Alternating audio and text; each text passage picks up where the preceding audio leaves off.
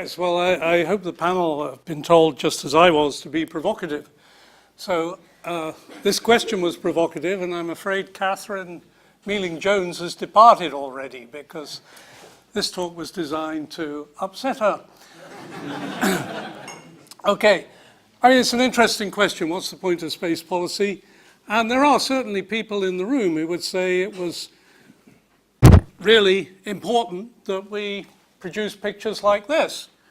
But actually, I'd question that simply because Stanley Kubrick did it better, and indeed without costing anywhere near that of the Apollo program.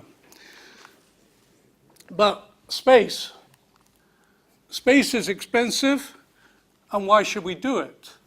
And I think you need to ask that question, and indeed you'll see what the UK government thinks the answer is, and indeed to some degree that's been driving us today. Why should we do it? And I would underline it. Somebody, as far as I know, grew up in South Kensington, Edward Lee, MP, chairman of the Public Accounts Committee, but also long ago, and none of you look old enough to remember it, for a while the space minister. And he would let you talk about the wonderful things. He would have come to this morning's session and say, but with public money? He'd say, it's wonderful, but to do it with public money. Why with public money? And I think that's really fundamental. Edward Lee was chairman, or Sir Edward Lee as he now is. Keep his question in mind, because at least the academics amongst you like quotations. And the first response to that, although it doesn't get very far with Sir Edward Lee, is with joined up thinking you'll do better. You know, if you put together why our country needs to be in space, why Imperial College needs to do things in space, and why we need a vibrant space industry, you'll do better. And joined up thinking is my word for policy. That's what policy means to me. It's trying to put things together and trying to get a particular end. Those of you who don't use the word from time to time, I think we all do in fact, it's a plan, a course of action intended to influence and determine decisions, actions, and other matters. And that's what space policy is about. I could stop at this point because I've answered why we need space policy, because we need joined up thinking. Governments and administrations have policies. That includes universities, although it's sometimes a little hard to tell, but this particular university, Imperial College, certainly has policies. Individual academics can be exempt, but I'm sure the ones who are here are not. And indeed, there is always this terrible policy that afflicts academics, that academic freedom is itself a policy. It's not one that I think is entirely appropriate in the environment we live in. We should, if we live off public money, we should answer Edward Lee's question, why public money? So, individual academics, in fact, can be exempt only at their own risk. And now a very important quote. And it's nearly 20 years ago when I was working in Earth observation at the European Space Agency, trying to put together a program to follow up on something called MVSAT. And I had to deal with this man, Herbert Allgeier. Anyone remember him? Interesting. He taught me an enormous amount, although I thought he was crazy at the time. I was interested in trying to move things from science into applications. How do you do it? How do you move from something that's a scientific principle in space, particularly in earth science, and turn that into something that's a service that's given to the public or to whoever? And Herbert Allgeier was something a thorn in my side because I thought I should get money from the European Union to do that. And he kept talking, instead of about the content, which I was focusing on as a scientist, he kept talking about the policy. And he said, get the policy right, the money follows. And I think that's something we could all learn. Industry could learn, people at Imperial College could learn, and indeed everybody in between. The money isn't the issue if you got it right for our society. There's government, they have money, we all know that, even in hard times, even after Catherine Mealing-Jones' talk this morning, there is money in the government if you get the policy right. Of course, there's industry. Now, they ruin everything by perhaps being over-interested in money. I'm not looking at anyone. But and then we have academia, who, of course, are above it all. There they are. They just are there. They're the good fairy. Well, of course, actually, I could have put the bundle of, the dollars in the eyes of the fairy in today's academia. The point really is, though, you have to focus on what you're doing it for and why you're doing it. And if you get the policy right, the money follows. I think that's very important to understand. Okay, with joined-up thinking, you'll do better. And I'm just going to give you a couple of examples enhancing our national European Space Agency technological return. You probably know European Space Agency has a raft of programs all claiming to fund technology development. They do, but if you chase after the wrong one, you can get into the wrong position. And indeed, one thing I'd point out, actually, this is a stripped down version of the programs that ESA has. And indeed, it starts with research, national research councils, STFC or EPSRC in our case, or NERC. And then it's got TRL levels, the closeness you are to putting something into orbit, if you like, or delivering something useful. And clearly, if you are at a particular point in that and start looking at which program to go for, or indeed, if you're in government, the question is to make sure that your industry is going into the right sector of this diagram. It looks like just spots on a matrix. In fact, what's different is that the maroon spots or the magenta spots are nationally provided money, and the green spots are European Space Agency provided money. The money isn't all the same color. And indeed, policy should drive what is funded at what level. In fact, it's also the nature of the market. If you're a small SME in UK, it's quite likely your closest competitor is a small SME in Germany. This does not mean that it's an ideal route to go straight into ESA to get money, because your results, your development, might well then be delivered to your competitor. This is where, for instance, it becomes sensible to go for national money. On the other hand, if you do work for ESA, they have their own motivations, and you want really to make sure that you use national money to increase the national competitive edge. And I'm afraid that's our competitive edge, not just with the US or the Chinese or the Americans. It's frankly with the Germans, the French, and these other nice people that we share Europe with. Okay, that's just an illustration. Oh, you can do the same with EC funding. There's a fair amount of EC funding for space. All I will say is UK government has much less control over the strategic use of that funding. That is almost certainly strategically for Europe, and indeed has some of the drawbacks of not being focused on national growth. Still good. It's still money, I agree. So how are science and applications linked? That's part of what today's about. Imperial is about science. It's about also engineering, and engineering is largely in academia about demonstration and applications. Our society doesn't need those things until they become services.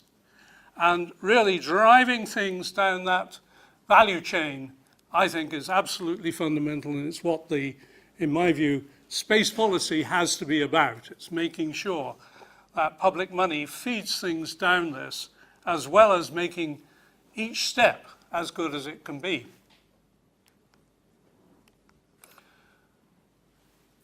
Finally, to show the unusual and perhaps unexpected aspect of things, it's a picture of Sputnik, or not of Sputnik, of the rocket that launched Sputnik. It was sitting up there in the nose cone. And how does it collect you to the car you drive today? You'll probably immediately say, well, I'm not sure, but isn't it the fact I have GPS? And of course, that's the answer.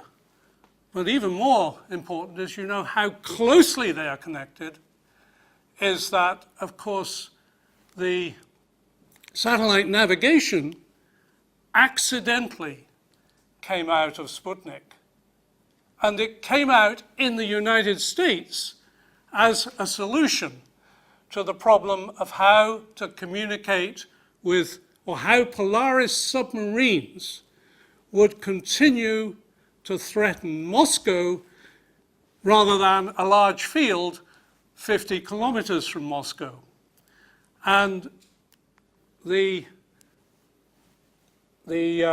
International Geophysical Year, 1957, was founded by a Briton who used to work at this college, Sidney Chapman, and Lloyd Berkner, who had the misfortune to be an American. And then that led to the launch of Sputnik. There was a worldwide effort to determine the orbit of Sputnik because the Russians were not going to let on where it was launched from, and therefore they did not want to tell anyone what the orbit was. And most people were trying to triangulate on the orbit, but two American scientists whose names are pretty well unknown, I'll bet you there's only one or two of you who could name them. It's all right, I'm going to do it next.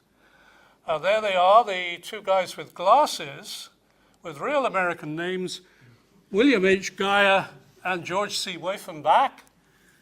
They used a naval antenna at the Applied Research Lab in Maryland, and George had a very musical ear, and they were playing back the beep, beep, beep that we all remember if you're old enough of Sputnik, and they realized they could pick up the Doppler shift as the spacecraft came from one horizon, went through zenith and down to the other horizon. Suddenly, they could detect the orbit from one place on the surface of the Earth instead of requiring a triangulation. Two guys working for the US Navy and indeed using US Navy equipment in their spare time and probably illegally. Their boss found out. Their boss was a nice Irishman, Frank T. McClure, and he realizes if you can solve the orbit problem from a single point on the Earth, you can invert it. If you know where the satellites are, you can find out where you are on the Earth. Well, he tells this to George and William, and they said, hey, come on, Frank, we know where we are. We're in Maryland, US of A, you know. Of course, what they didn't know was the Polaris problem. This is 1957. We're just getting rid of V-bombers. We're going to submarines. And indeed, within 3 years, the US transit system, which allowed a submarine to surface and find out where it was on the surface of the Earth from looking at spacecraft, was operating and keeping those missiles targeted safely at Moscow, I guess other places too, probably Baikonur. But and keeping, if you like, to think of it that way, the world a little bit safer by having a more accurate system. Not many people know this story. It was secret until the mid-90s, and indeed, I have to say, I think it's a beautiful example because you've got science and applications feeding back and forth in the whole thing. But importantly, the scientists needed to have the connection with the outside, with Frank T. McClure, to actually know what they were doing could be used for anything other than what they thought they were doing. All this is written in a rather nice book. It's now rather an old book now because she wrote it around 1995 by Helen Gavigan, Something New Under the Sun. She went to the newly declassified records in Washington on a Fulbright to find out these things that most of us had no idea, didn't know. I did a little bit of my PhD thesis using data from a satellite from APL, and indeed I found out from this book what that satellite was for. I had a suspicion, but I didn't discover it till 30 years later. Okay,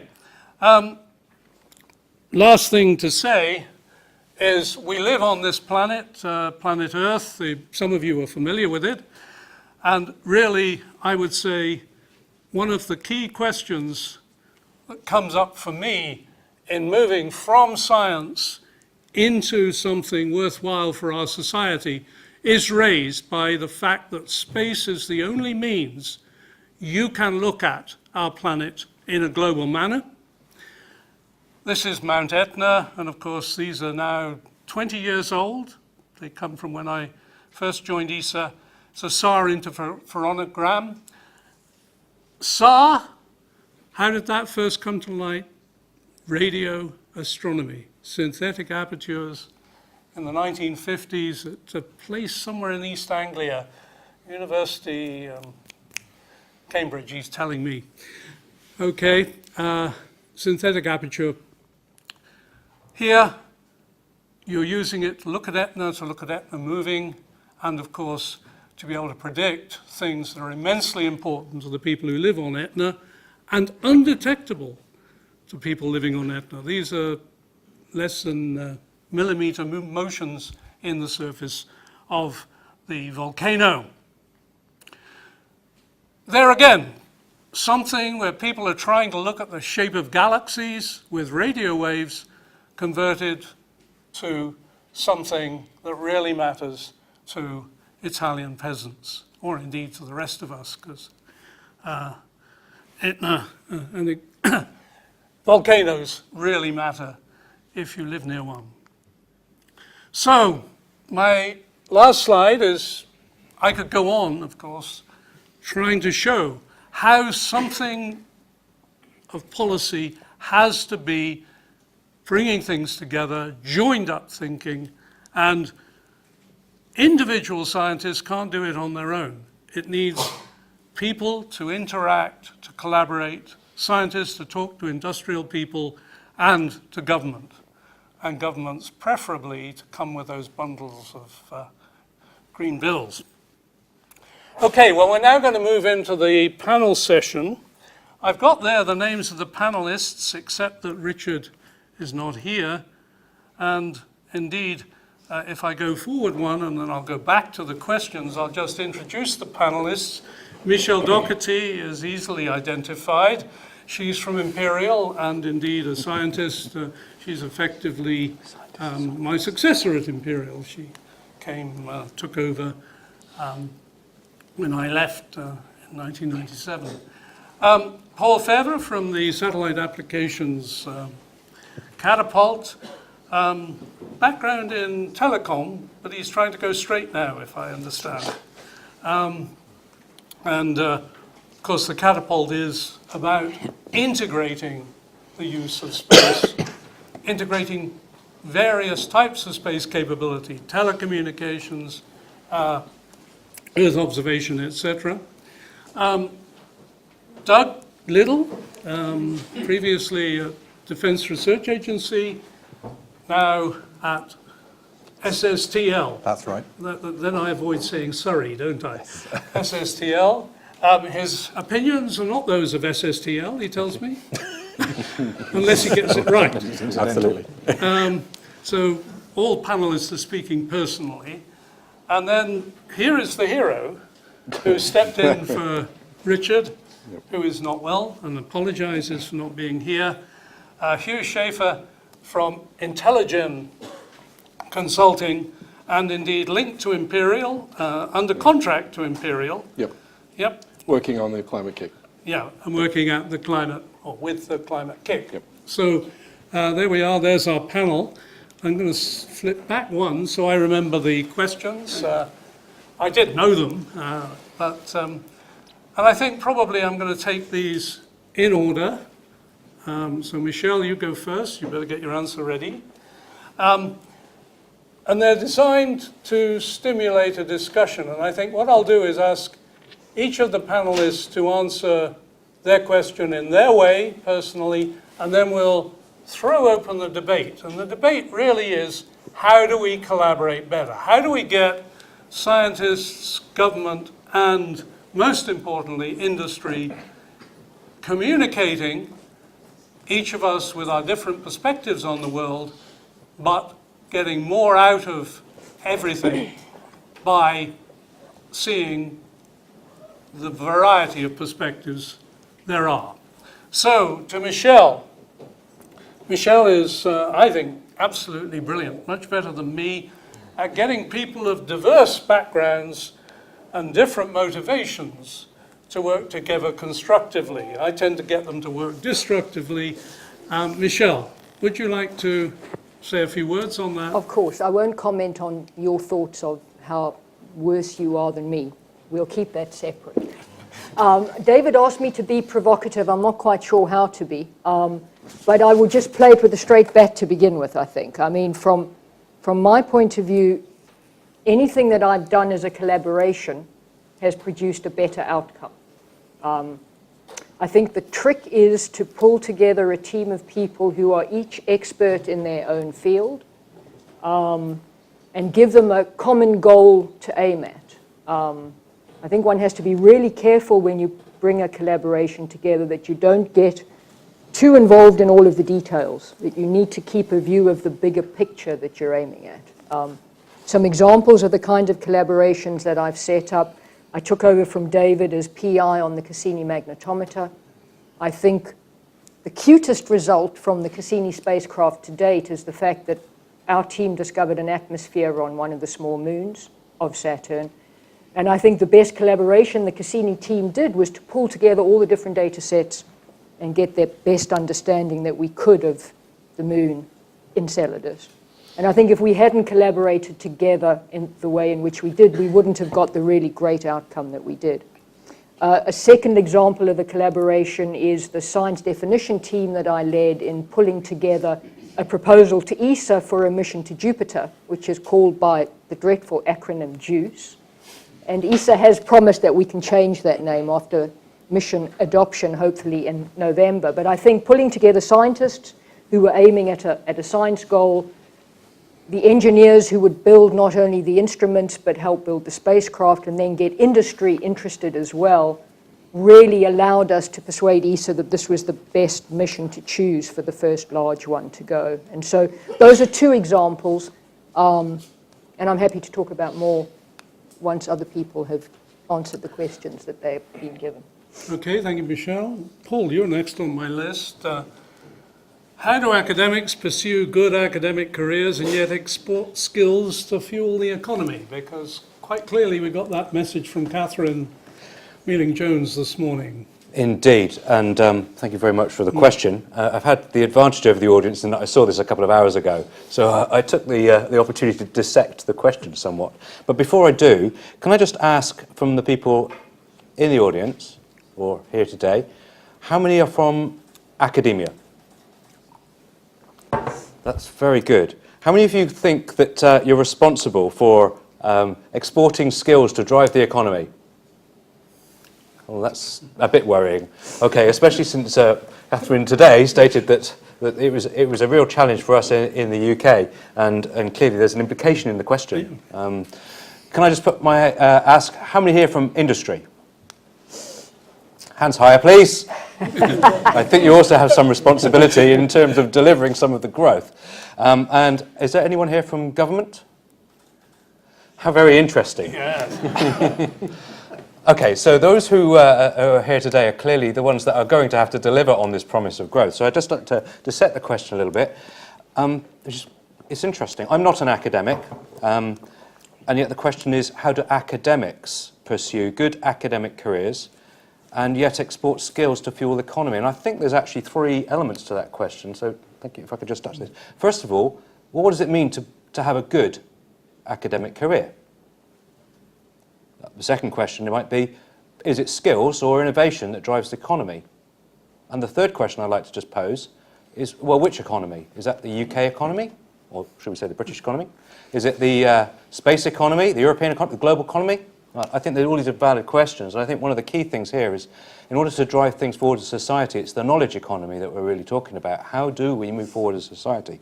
So I think that's one of the key things, because when we think about the definition of a good academic career, quite often we're talking about publications and references and all the rest. But in fact, the reason we're here as scientists and engineers, if you like, is to actually further knowledge for the benefit of society as a whole. So I think there are three facets to driving the economy. The first is good research. The second is training, so that we're bringing on the next generation of researchers and engineers. And finally, it's all about innovation and actually taking that research and bringing it forwards to actually help industry deliver wealth and value to the community. So I think there's really interesting elements to the question. In terms of how do we do this, my perspective here, the research should be relevant. So it's key from an academic perspective that make sure you understand the relevancy of your research. Where does it sit in the landscape of the funding models? Is it something that you're looking at from the perspective of, I want to really know, understand the fundamental nature of maths or science or whatever? Or is it something much more applied? All of this is relevant. It's just a question of making sure that every time we have the opportunity for putting it through a process of exploitation, of transfer of understanding of knowledge, so that it helps drive the economy. And this is where I think we as in the community have some responsibility to foster every aspect of research and make sure that it drives the economy. The first one, therefore, is relevance. Secondly is adjacency. Well, that might even not be an English word, but I think there's an aspect here of understanding how you transfer knowledge from one discipline to another. How do we walk that journey together? How do you transfer discipline from one part of science into another? How do you transfer knowledge from academia to industry? And one of the difficulties we have is when we try and put that in a contractual framework to secure some of the funding, we actually get in a bit of a tangle. And we get in a bit of a tangle because we have different trajectories and different agenda from the different types of work that we're doing. And if we try and tie that up in a contract, we actually can create some distortions. And unfortunately, that's the world we live in. But I think there is some value together in finding out how do we work together so that we exploit our own funding streams, but actually do walk a similar journey, so that we can decouple, so that we can find a way of sharing knowledge and bringing on communities and action without having to talk to lawyers every second day. Sorry, were there any lawyers in the audience? And I think that finally, part of this is all about collaboration. I joined from industry. I came from Inmarsat actually, so it was satellites, but before that I was in BT, Research Labs. And I think the key thing here, most of my excitement of joining the Catapult was because it is an organisation that is compelled to collaborate, to try and find ways of helping drive some of this wealth of innovation, ideas, and bring that through. So I think there's an aspect here there's an aspect here of that we have a responsibility to inform.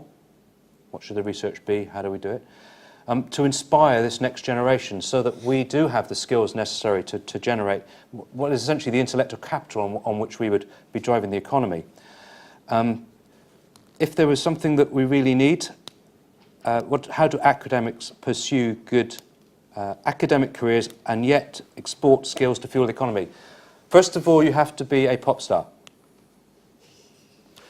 And then you have to be a scientist, and then you go on television. So if anyone, Brian Cox, is he in the audience tonight? So I think what we need to be doing is to actually take that view that there are people within the academic community that have an interest in doing this, and we should provide the framework under which people can actually express the wonder of science, the value of engineering, and actually help to steer some of the funding towards the relevant areas of research.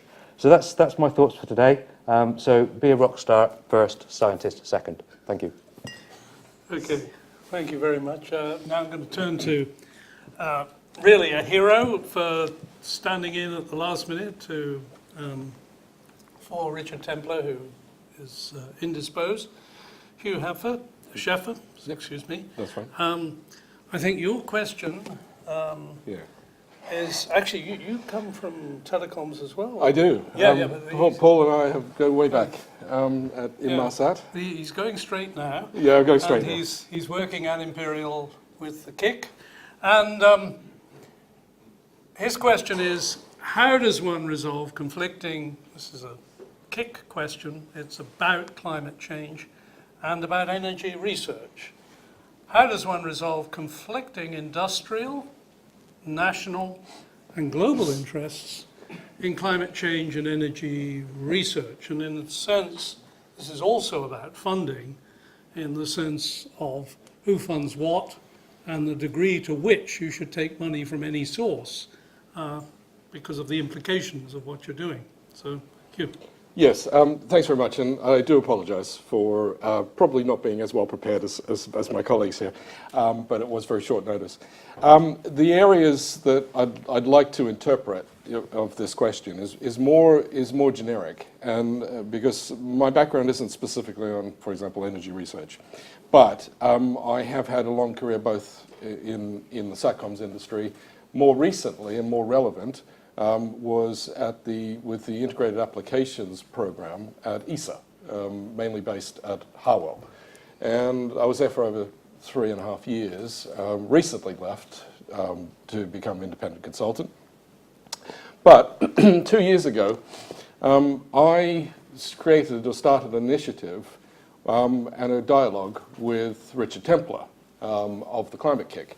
And essentially, the dialogue was all around the funding, the opportunities for collaboration, not just between industry and governments and academia, but also too between funding agencies. And we saw a very compelling case for the overlap between what the Climate Kick was trying to do in the areas of climate change mitigation and adaptation, and what ESA was trying to do in the IAP program with respect to using satellite communications, GNSS, and Earth observation to sort of inspire and develop the next generation of innovation. And what we came to conclusion was there was much greater degree of opportunity if we collaborated and worked together, and therefore tried to identify those ideas, those projects that had a very strong climate component and therefore satisfied the Climate Kicks initiative, but at the same time also utilized satellite information, data and services. You have to excuse me. And I think this is the whole point, is that there is a limited pool of funding that is available, and sometimes it is better because what you can do by working together is create more capital, which is then available to undertake larger projects than would normally be available to any particular agency, in this case Climate Kick and or ESA, but also do a multiple number of projects. So you can undertake larger ones and more of them. And this is what became apparent. And for the last 2 years, initially I was working on the ESA side, now I'm working on the Climate Kick side, to implement this co-funding or joint funding program between the two organizations, so that we can actually support industry and academia and government in providing this capability. And it is very much about collaboration. You're going to hear that term throughout. It's about mutual interest, and it is about cross-border partnerships. And it just so happens that the interests of Climate Kick and also ESA are aligned in that respect. So, and I think the one point that I just wanted to use, the one term that I wanted to use to encapsulate all of this and why it's fundamentally important is de-risk. And I think a lot of industries will tell you that yes, this you don't want to become too dependent on government funding for your future. But at the same time, in order to raise the private capital that you need in order to make this project successful, you need to de-risk it. And the way that you can do that is through the use, the very wise use, of government funding, such as through the programs I've just mentioned. Thank you very much. And then last but certainly not least, Doug Little from SSTL. His question is, SSTL is Surrey Satellites, linked to a university that's not so far away in Guildford, but called the University of Surrey. And his question is very much associated with what the effective relationship is for academia to work constructively with industry. And I will tell just a very short story to introduce SSTL and its relationship with the university.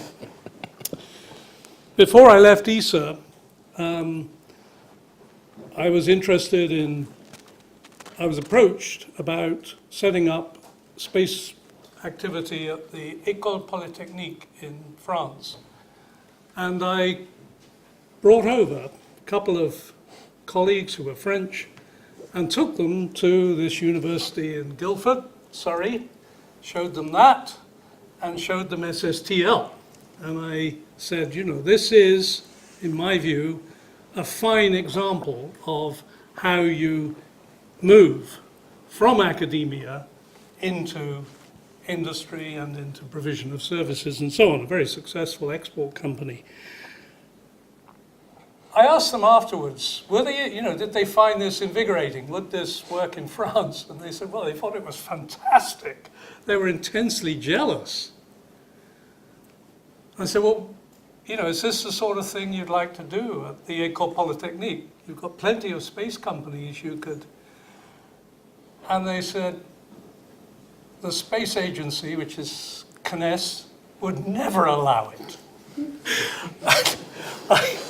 I will tell you, that's what gives us Brits, without us anywhere near the same amount of government funding, the chance to win.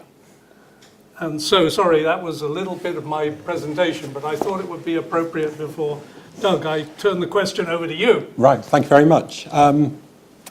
Yeah, I guess, to be honest, I should really refute the assertion of being money-grabbing industry. It's, you know, particularly, it's the third time, I think, this week I've been accused by a scientist of that. Look what I accuse the scientists of being. Well, yeah. In fairness, though, I think I'm the only person on this panel who insisted on being paid to be here, so I haven't got a leg to stand on. But you know, the problem is industry. We're not a charity. You know, if companies grow, they shrink, they go bust. We need to find a way to actually maintain a positive balance sheet.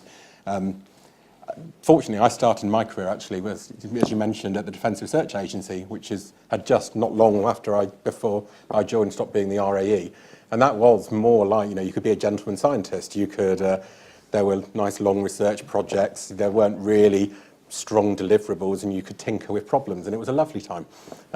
Much probably lower pressure than it is now in academia, or it certainly is now in industry. I can't really compare the pressures of academia and industry, and I won't try with this audience. But when I left, as they were becoming kinetic, it was obvious that there was a more commercial aspect coming into the company. And certainly joining SSTL, you realise that actually everything you do has to have utility. It has to actually earn some money for the company. Otherwise, you do end up with this negative balance sheet, which, as I say, nobody wants. At the time when I joined, it was interesting because we were still in the same building as the academics at the University of Surrey. So that you didn't actually need to have formal mechanisms to collaborate. You would have a cup of coffee with, you know, the guy that's just designed a new radiation monitor. And you'd say, oh, Craig, can I fly your radiation monitor? And you go, yes, of course you can. And so you put it onto the next spacecraft. And that's how it happened. And it was wonderful. You know, he would come round and say, I'm having trouble with this circuit. Can you have a look at it? And, you know, we'd all tinker together. And it was a really nice environment to work in. We physically moved, and we also commercially moved as a company in the last 10 years. And now we have to have formal mechanisms with the university. And that's actually, it's been quite problematic. You would think, having grown out of the same group of people, it would be a very natural relationship, but it's not. You have to actually find ways to re-engage. collaborations, and we collaborate not just with the University of Surrey, we collaborate with a lot of the space universities. You know, we've hosted students from Imperial actually in the past. But collaborations can go really well, they can also go really badly, and we've had some awful collaborations, and that's when you do have, you know, poor management, poor expectations, you've picked the wrong people for the team, you're all in it for the wrong reason, and you've got to really get to know each other. So I've found certainly doing that sort of, when you first engage between industry and academia, you need to find initially some way of getting to know each other. So some kind of small study or even just putting together a bid is a good way to get to know each other. But to have the sort of meaningful, longer term relationship, you've actually got to do something together, and something solid and concrete where there's something that comes out the other end. It has to come out by a certain date. I mean, for us, building a spacecraft or flying an instrument on a spacecraft are the best ways of doing it, because you kind of discover what each other's made of at that time. And you do discover the best way to work with each other. And you know, we've started doing that again with the University of Surrey in the last few years, and we've become very tight again. Even though we maintained a relationship in the intervening years after we moved away, we've had to actually do something real and concrete with them. We would like to, you know, encourage other universities to find ways to work with us as well, because we want to keep doing these real, concrete, meaningful projects together. Because I don't think otherwise you do actually get the benefit that we both want out of it. Now, I can't really point to the benefits that academia is looking for the collaboration, but from industry's point of view, you know, we want to grow the skill base. We want to have great engineers and scientists to hire at the end of the day. We want to have ways to work together and create new missions and new ideas in the minds of agencies and with commercial organisations who want to buy satellites from us. We also want to find ways to pull through interesting research. So if there's something that's really enabling that's being done in the university, we're desperate to find a way to pull that into what we're doing and fly it, because that then puts us ahead of the game. So as I say, we're not a charity. We struggle with some of the research activities, certainly the low TRL stuff, certainly the mid TRL stuff where we have to put our own money in it, because we've got to make the justification as to why should we invest 50% of our own money or 35 or whatever the funding rules are this week. You know, it's always some of our money, and so we have to have a very clear story at the other end that says this is why we should do it, and we can't just do it for the pleasure of it, which is also at odds, because a lot of the people that you do find in the space industry are enthusiasts first and foremost. It's the kind of reason we ended up in the space industry rather than going off and doing something a lot drier and better paid. You know, we all wanted to fly things in space. So yes, we would ideally like to do the fun stuff, but sometimes we have to try and make sure that the fun stuff is also the stuff that pays. Thank you. I can vouch for that. I mean, I obviously had to work with lots of people from space industry when I was working in ESA. And the most striking thing is most of them are there from love of space. The space cadets first. And that's one of the fun things about interacting between industry and academia, is our students are the same way. And so there is a real chemistry that starts very rapidly. The people aren't different out there. They've got different perspectives and different targets to meet. But there is this fundamental idea, you're out on the final frontier. These guys have tried to answer the questions. I'm not going to mark them. But I think now it's time to really throw it open and ask for opinions and for questions for the panelists from the floor. So make sure you speak into a microphone. You've got a choice of yellow or orange, because we want the question to be recorded and form part of the final record. So, who would like to pick up the challenge? Jerry Webb. Thanks. Jerry Stone from Spaceflight to UK, which I shall explain in just a second. First of all, David, you're a little incorrect with regard to Stanley Kubrick, because he actually portrayed the moon's craters and mountains of being sharp and jagged, because at the time we hadn't actually been there, which actually proves the point that there's no real substitute for on-site investigation. So he could say... I preferred the moon like that. Well, it was nice, wasn't it? Yeah, certainly more dramatic. But something that we can say with regard to all space exploration, as well as other ventures as well, if we really want to know, then we need to go. So please all feel free to use that as a slogan, and I'll tell you afterwards where to send the royalties. But Paul, if I can come to you and your question, and in fact the question that you put, because I don't actually fit into any of the categories that you asked about. I do two things. I go out to the public giving talks about space exploration, and I present space workshops for schools all over the UK. And really, to take the question that was put to you, my aim ultimately is to get the youngsters excited about the STEM subjects. And hopefully they will then grow up, follow the correct courses and careers, and become the doctors and the engineers and all the useful people that this country is going to need in the future. So that's how I hope to export skills which will ultimately fuel the economy. So that's my personal answer on that particular question. Well, you're a hero, that's all I could say. Thank you very much. Okay, gentleman at the back in the white shirt. Ian McKinley. The gentleman, sorry, I've forgotten your name, second from the left. Yes, Paul. Paul. I know you weren't being terribly scientific, but when you were asking for shows of hands of different categories of people, academics, and you mentioned how many from government, and there weren't any. I'd be interested to know what sort of people... To be scientific, there may be, but they didn't put their hand up. Right. I'd be interested to know what sort of people you had in mind when you were asking a question from government. Sorry. I'd be interested to know what sort of people you had in mind when you referred to government. Was it MPs, members of select committees, senior civil servants in appropriate ministries, or what? Can you give an idea? I think one of the things that we should note, really, the government is our friend in this respect. We're talking about an organisation that represents the UK and has actually done quite a lot for the space industry over the last few years. And I think that really they are there to try and help. At the end of the day, though, the responsibility, is it coming through? The responsibility for responding to that lies with us. It lies with us in academia, and it lies with us in industry. And so the question really was, if there was somebody here, that's really great. I think it comes down to us. The need that we have is greater than the need that branches of government have when they're talking about the UK Space Agency. So I think it's beholden on us to come up with the appropriate lobbying that does the justification, that helps them do their job for getting the funding through.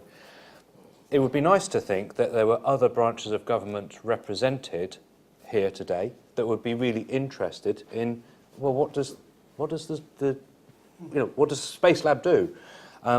But of course they've all got jobs to do, and I think it's up to us to help to try and inform the opportunities that come from exploiting some of the space technology in everyday life in the utility government. One of the things that I think is really interesting in terms of the economy is that space is used to inform policy.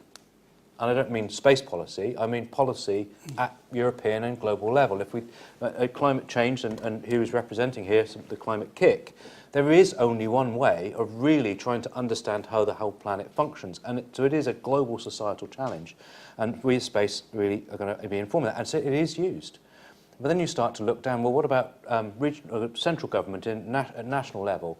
Well, what about using it for Department of Transport, for education, for health, for energy in policy? All of those policies can be informed by space and the things that we can do. But where it starts to become more interesting is not just in the policy settings, but actually enforcing policy, doing the work of government, actually getting out there outside and making sure that the resources that we pay in taxes to the government to do the job of creating our economy is well spent, and space can have a big difference here. That doesn't still drive the economy very hard because it's still taxpayers' money. Where we start to see real benefits and sort of the value chain is that when we can make those technologies relevant to businesses, so that they become more effective. And if a technology is relevant to a business, what it means relevant to a business is it's cost effective. What does cost effective means? It means you should have it, because if you don't, somebody else would be more effective than you and they will take your lunch. So you get to a point where it becomes competitive and that's got more scale. And finally, where does it actually really start to drive significant value, where you heard about 40 billion or whatever it is in 2030, 10 billion today. It's actually when it gets into the hands of real people, whether it becomes satellite navigation or satellite broadcasting or whatever it comes. And so now it's the challenge for us in the various space communities is to make sure that what we are doing has relevancy to every person on the street. And that's our challenge for the future and how we grow the economy. Can I just come back? Yes, if you've got a microphone. Thank you. Thank you. I'm still trying to see whether you had an expectation in mind, for example, for people from government, in inverted commas, to be here today, however they are defined, whether you had an expectation for such people to be here and whether or not they are here.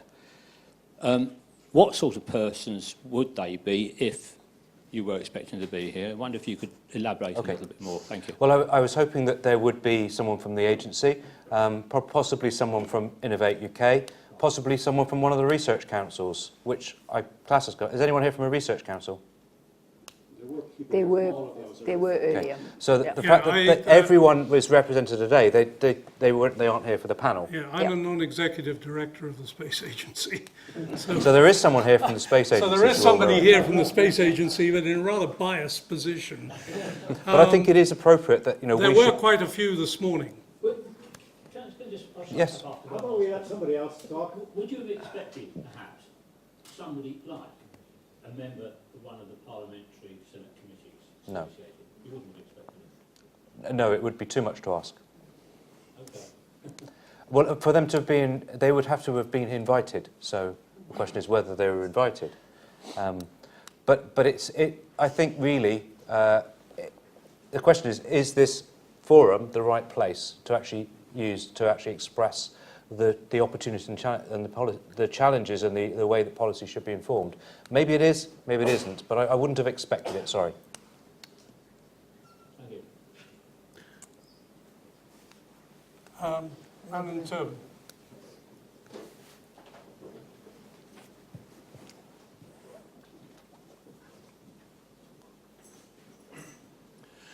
My name is Ranjit Manku from Airbus Defence and Space, what used to be Astrium before.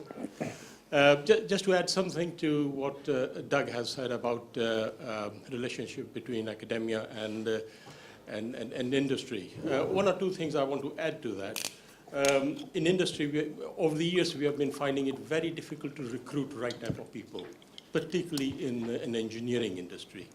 So we have had, in many cases, had to really appoint people from overseas, abroad, and we have been able to do it from EC, but not so much from UK. Now, we are looking for science, technology, engineering, and maths students all the time in industry, finding very difficult to find here. So what we have been doing is, at least with at Airbus, we have been getting students to visit our company, and at the same time, we have been going out and giving talks to the students at universities to show them the benefits of working within the industry, particularly like space industry. So that's one thing I wanted to add, the relationship between academia and industry. The second is we have been working with a number of universities because for us, we get good, intelligent people at a very favorable cost to do highly innovative work. So it's very beneficial for us. So we have, and that's no joke, it is a fact. Yeah? No, I was just agreeing. We're cheap. Yeah? Yeah. Yeah, thank you. But the important thing is to be able to really look at the subjects that need to be studied at universities. And there are only a few universities in UK who are specialized in subjects that space industry are interested in. Now, there are two aspects to that. One, academia, universities will probably do innovative research type of activity, probably take the product to DRI level 3, but we need to take it to 8.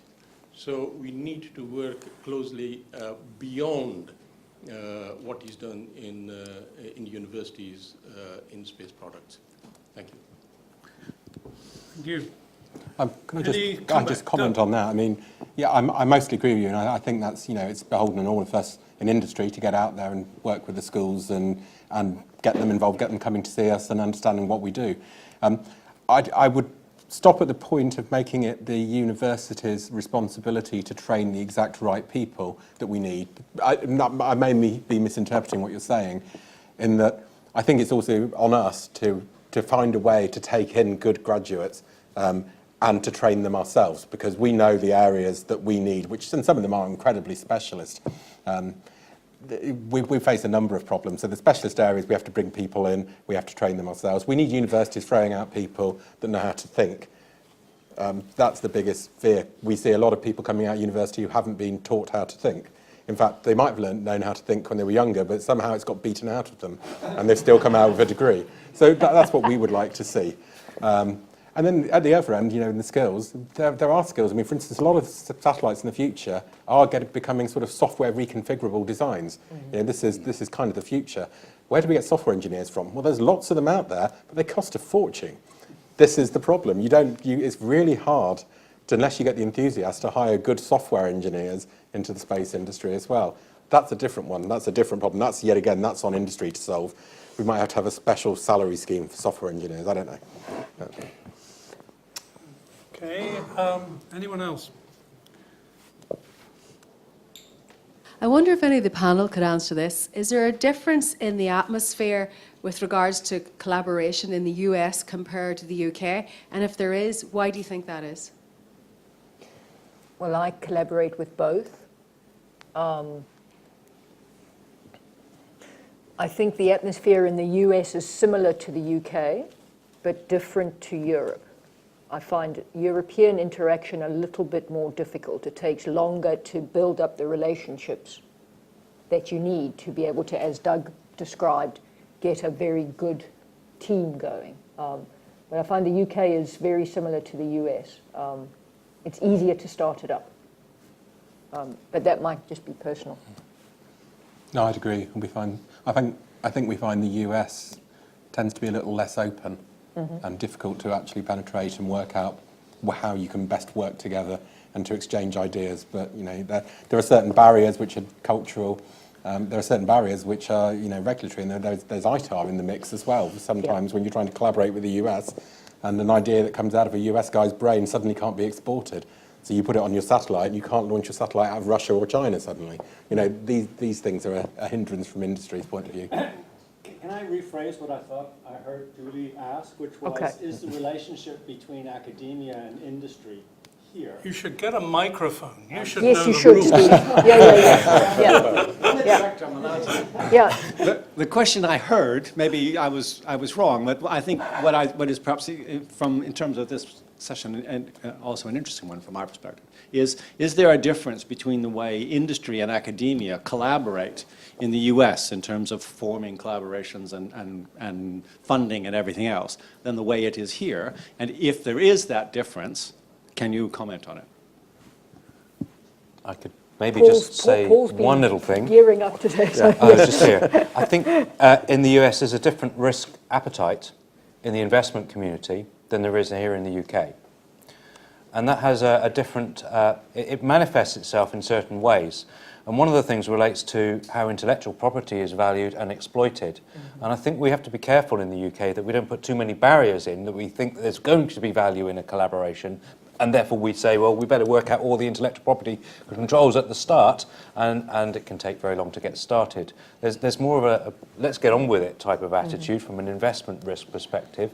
That's not really academia and industry, it's kind of the landscape, but it's something I think we need to pay some attention to in the UK about how do we take these ideas and just get on with some of them. I think just sort of building on that as well, the way that ideas are incubated and mentored I think has changed in this country. I can't comment on how it's done in the rest of continental Europe, but I do think that we are adopting a much more American style. And that also means a lot of American investment funds are now looking and setting up here in the UK because they can see this. They can see the attitude is evolving and it's changing, and it is becoming much more commercial. I don't know if I'm allowed to comment too, but I mean, I really share. There are actually very distinct differences between the relationship in industry and US academia to here.